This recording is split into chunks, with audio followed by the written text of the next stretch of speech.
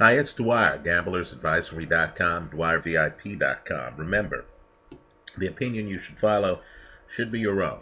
Just consider this video to be a second opinion from a complete stranger online. Right now in basketball, everyone is mesmerized by the Golden State Warriors. I think there's a better play out there. The San Antonio Spurs should be favored, in my opinion, in their next 9 games. Right, understand this team has played most of their games on the road. They're 6-2. LaMarcus Aldridge is a perfect fit for this team that has a deep bench. Now they're going to be playing lesser teams. They're going to be playing more of their games at home. Right? If you, like me, believe in picking the low-hanging fruit, if I were you, I would take a hard look at the San Antonio Spurs. I believe the period of prosperity will likely come to an end November 30th at Chicago. That's assuming that guys like Joakim Noah aren't more injured than advertised, and that Derrick Rose rights the ship. Right now, I consider Derrick Rose to be a net negative to the Chicago Bulls. Just understand that I don't believe the Spurs get tested before November 30th, which is 17 days from now, right? I think the Spurs go on a run right here. You want to hop on board. Tonight, in the NBA, I actually like the Charlotte Bobcats getting 7 points. These are not your father's Charlotte Bobcats. They're playing the Bulls in Chicago, right? As I said, Derrick Rose is shooting the Bulls out of games. Right, I think the Bulls are not quite hitting on all cylinders right here. I think the 7 is too generous. I like the Charlotte Hornets getting 7 on the road tonight, November 13th, 2015. Let's talk about another bet on the board. And understand, here we're going to be extreme because we're trying to get an edge on the casino. Now understand my philosophy on bets. You don't bet to win the bet. Rather, you bet to get a position that you might be able to hedge later. Right? This is no different than people in the options market playing puts and calls. Right? You make certain moves if the market presents itself, knowing that down the road you can hedge the play possibly for a profit. Now, earlier, I suggested that folks take the then 12-1 prop on the Patriots to go 16-0. Right? You can't get that prop anymore because the Patriots have continued winning and some of that value has dissipated. Well, now the casinos are offering another provocative prop. The Patriots at 16-1 to go unbeaten through the Super Bowl, to go 19-0, right? Win the regular season, 16-0. You'd be the top seed if you go 16-0, right? Win the 2 playoff games, then win the Super Bowl. So you get to 19 games, right? Patriots are already 8-0. That would mean they would have to win 11 in a row. What lunatic would take this prop? Well, you're listening to him, right? My logic is simple. At this amount of leverage, knowing that all games are not created equally, knowing that some teams have a better chance of beating the Patriots than other teams, right? If the casino is going to give you 16-1 leverage, I believe you need to take the play. Understand what that means. If I bet $10 on the Patriots at 16-1 odds, and let's say the Patriots have a tough game, let's say they're on the road facing the New York Giants, right? I'm not saying the Giants are that good a team, but Tom Coughlin has a winning record career-wise over Bill Belichick. Then for that game, since it's a road game against a team that might be a unique matchup, For that game, I can say, okay, look, I'll take the Giants on a money line to win that game. Right? Understand, right now, on the Giants, on a money line, you're getting better than 2-to-1 odds. I wouldn't even have to bet $10 on the Giants to fully ensure my $10 bet on the Patriots. Instead, I could bet $5. If the Giants win, guess what? I win back the money I put on the Patriots at 16-to-1 to run the table. Right? That's the logic. Let me point out, too, for more sophisticated gamblers, you could deal in the realm of possible winnings. So you could say, okay, on this run the table bet, I have possible winnings of $160, right? 16-to-1 on a $10 investment.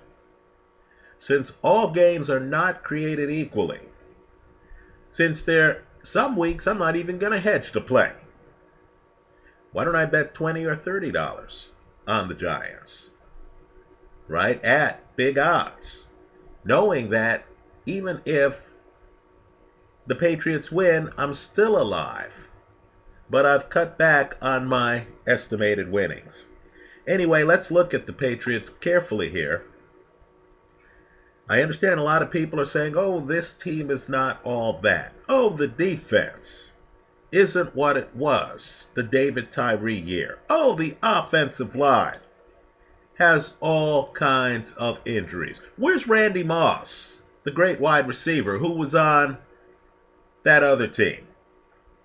Well, understand, that assumes that years are standardized, doesn't it? What if the Patriots aren't who they were back then, but what if the league is not who it was back then? So, the games that might be interesting on the remainder of the Patriots' schedule would be this week's game. Then, of course, they would go to Denver, right? They have to face, in a couple of weeks, they would have to face Denver in Denver. Is Peyton Manning the threat he was the David Tyree year? I think it was 2007. Are the Denver Broncos who they were earlier in the year? If the defense is all that, what happened last week against Indianapolis, a team that's struggling this year? Isn't the formula on how to beat the Denver Broncos now being established? Run the ball a lot like Indy did with Frank Gore. Oh, by the way, did I forget to mention the Patriots have a back, LeGarrette Blount, who's probably a better back running between the tackles than Frank Gore at this stage of their careers. Right? But just understand, if you run the ball a lot, if you keep the defense off the field, right, you can have some success against the Denver Broncos. Didn't Peyton Manning throw an ill-advised pick against Indy? Of all the coaches out there, isn't Bill Belichick one of those coaches who seems to have Peyton Manning's number in big games? Just look at Peyton Manning's playoff record against the Patriots. Now, I know some people in upstate New York are going to say, hey, what about the Bills? Let me just say this. One of the hardest places to win a game in the National Football League in recent memory is in New England. Right? Tom Brady is king in New England. Now, I'll just say, I know New England plays some quality teams at home, but I think New England runs the table at home. Right? So I think they beat Buffalo. I think they beat Philly. I think they beat Tennessee. So the hard games are going to be on the road. I think they have a good shot to beat Denver in Denver. Keep in mind, even if they didn't, I'd take the 16-to-1 odds. And then on the Denver game, at that point I can hedge the play by taking Denver in that game, so that my winnings from that game offset my investment in the New England run the table bet. Let's talk about another tough game, right? And I don't consider at Houston to be a tough game. I don't consider at Miami to be a tough game. Just look at what the Patriots did to Miami earlier this year. Right. December 27th, at the New York Jets. Now, I'll concede, I thought the Jets gave the Patriots one of their tougher games earlier this year in New England. Right? That Jet-Patriot game is going to be huge. No question about it. That's going to be a big boy event. Right? Again, though, you're getting such huge odds that you should be able to hedge the play. So, I know casual fans are going to look and say, you got to be kidding. No one has run the table since the Dolphins in the early 70s. Right? Agreed. I'm here talking to you. I'm not sure if I believe New England runs the table. Let me point out, too, that I wasn't raised a Patriot fan, right? I'm a New York Giant, New York Jet fan, right? So I'm not even part of Patriot Nation. But the Patriots are on a roll right now, and the way the schedule breaks is they play two of their tougher opponents in the next 3 weeks, right? The Giants in New York / New Jersey, and the Denver Broncos in Denver, right? Tom Brady's healthy. I understand they have injuries, but Tom Brady's healthy. Gronkowski is healthy. LeGarrette Blount is healthy. The Patriots are playing great football. If they could get through this stretch and then be ready on December 27th for the Jet game, and keep in mind, they've already played the Jets this year, right? They've already seen how the Jets are going to play them, right? Belichick, the second time around, is harder than Belichick the first time around, right? At that point, you might be looking at a situation where you're a game or two away from making it to the playoffs. And let's be clear about the playoffs. There's only one team in the AFC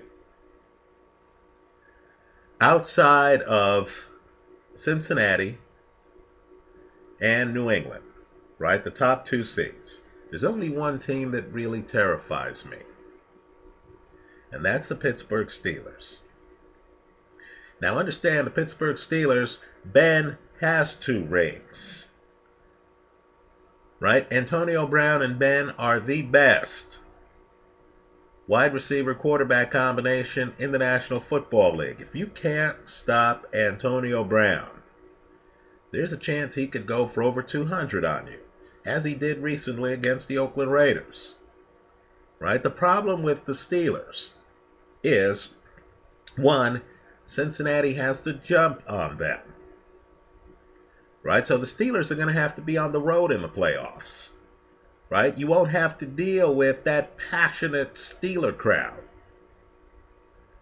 right, in the playoffs. 2, the Steelers are bagged up. Big Ben, to me, is like a Tony Romo, Aaron Rodgers type figure. In other words, he's one of the most valuable players in the league, right? He was the one guy that the Steelers couldn't afford to have dinged up, right? There's a huge drop between Ben and the backups, right? Unfortunately, Ben is banged up. I understand he's a trooper. I know Ben's saying, hey, I'm ahead of schedule and stuff like that. He's not 100%. Right? His injuries are serious type injuries, where when you hear the guy is hurt, you're hearing he's going to miss weeks. You're hearing terrible phrases like MCL and foot sprain, right? You know, if he's in the pocket, if you've thrown a football 50 yards, you know you need your legs, right? He'll be in the pocket being a trooper. The question is, how healthy is he to be himself, right? The other problem, too, of course, is Le'Veon Bell, gone for the season. I know D'Angelo Williams is doing a great job, right? I know he is. I know he's above average back. He's not the best back on that team. The best back on that team, possibly the best back in the league, is Le'Veon Bell. He's out, right? So let me say this. If New England gets the top seed, right, in the AFC, there's a chance Pittsburgh doesn't make it out of the wild card round. Right? There's a chance Pittsburgh ends up playing Cincinnati.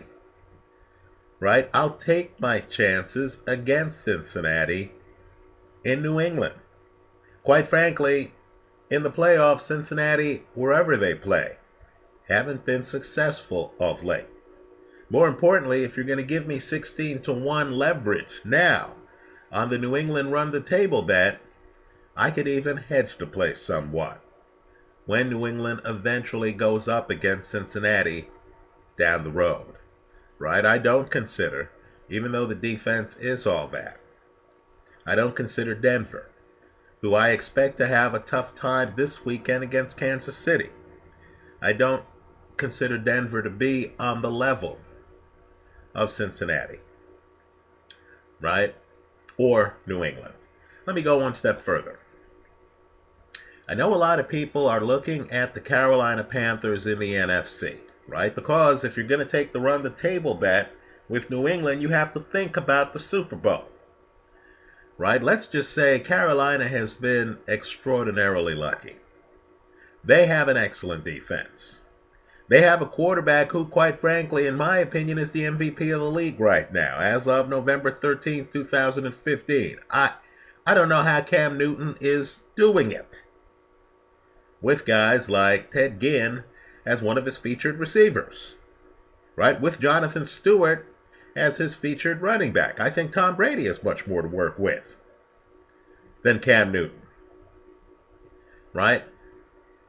I'll take my chances against Carolina in the Super Bowl with Belichick and Brady, right? The guys who just got their rings for last season.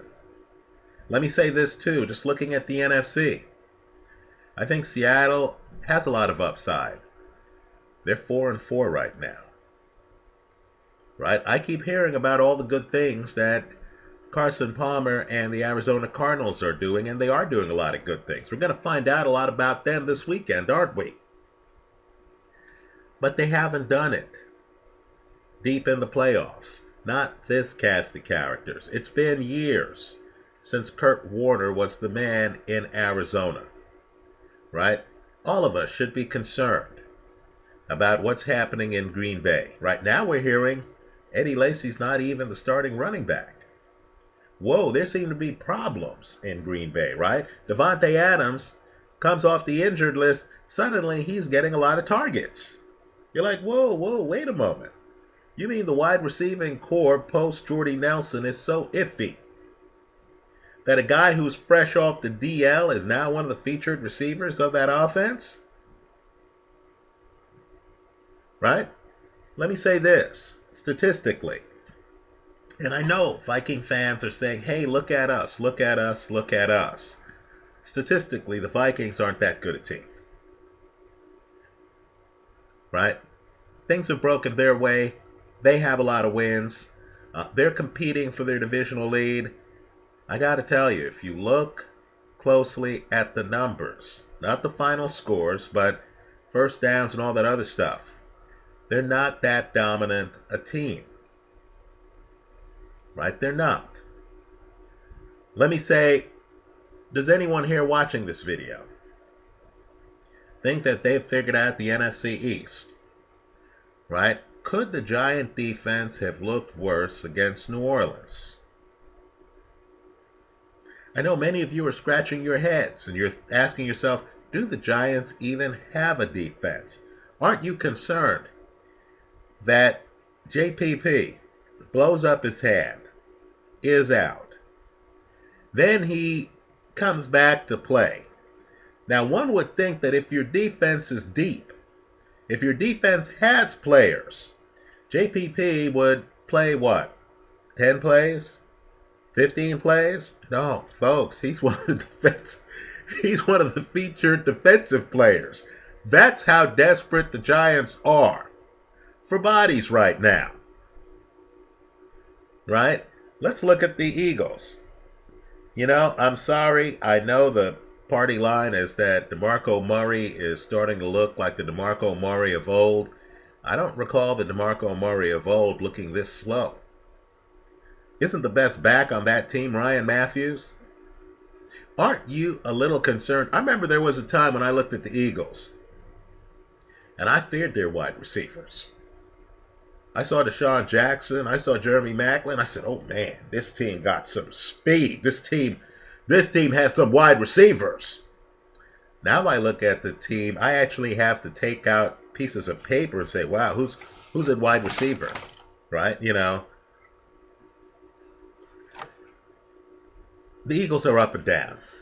I don't really know what to expect. Let's just say if the Patriots are right, if the Patriots are playing New England-style football, the kind of football they played in the playoffs last year when they blew out Indianapolis in the AFC Championship game. Then they came back against Seattle in the fourth quarter of the Super Bowl. Right? Tom Brady's fourth quarter, one of the best fourth quarters by a quarterback in Super Bowl history.